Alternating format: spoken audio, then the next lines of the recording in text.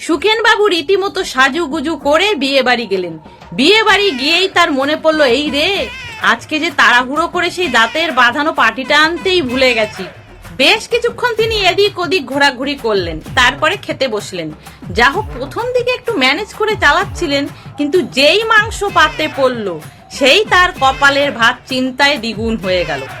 কি যে করবেন তিনি কিছুই বুঝতে পারছিল না। কিছুক্ষণ তিনি এদিক ওদিক তাকালেন, মাংসগুলোর দিকে ড্যাব ড্যাব করে তাকালেন, তারপরে মাংস আর হাড়গুলো চুষে চুষে থালার পাশে রেখে দিচ্ছিলেন।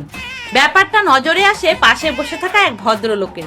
তিনি তখন একটু হেসে বলেন, কি মশাই, ওরকম চুষে চুষে ফেলে দিচ্ছেন কেন? চিবাবেন না? সুখেন বাবু তখন একটু লাজুক ভাবেই বলল, আরে মশাই, কি বলি বলুন তো, সেই বাঁধানোর দাঁতের পাটিটা বাড়িতে ভুল করে রেখে এসেছি, এখন যে কি জ্বালায় পড়ছি। লোকটি তখন তার বা পকেট থেকে 3-4টে বাঁধানো দাঁতের পাটি বের করে বাবুকে দিয়ে বললেন, দেখুন মশাই, আপনার কোনটা ফিট করে।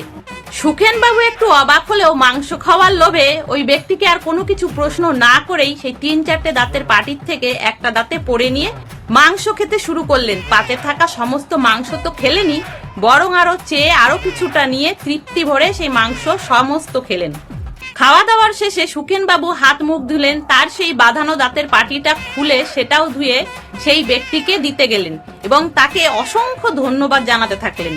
ভদ্রলোক তখন বললেন, আরে না না মশাই, অত ধন্যবাদ দিতে হবে না, আপনার যখন ওজোড়া দাঁতে ফিট করে গেছে তখন আপনি রেখেই দিন, আমার কাছে ওরকম 4-5টা অনেক আছে। সুখেন বাবু তো তখন আহ্লাদে আটখানা। তিনি তখন ওই ব্যক্তির উদ্দেশ্যে বললেন, ও, আপনি তাহলে ডেন্টিস্ট? কি সৌভাগ্য আমার যে আপনার মতো একজন ভদ্রলোকের সাথে আমার আলাপ হয়েছে। ভদ্রলোক তখন একটু মৃদু হেসে বললেন, আরে না মশাই, আমি ডেন্টিস্ট হতে যাব কেন, আমি শ্মশানের কেয়ারটেকার। ওরকম দাঁত কত আমার বাড়িতে পড়ে আছে, কারোর প্রয়োজন হলে তাকে আমি দিই। আপনার দাঁতে ওটা সেট করে গেছে, আপনি বরং রেখেই দিন।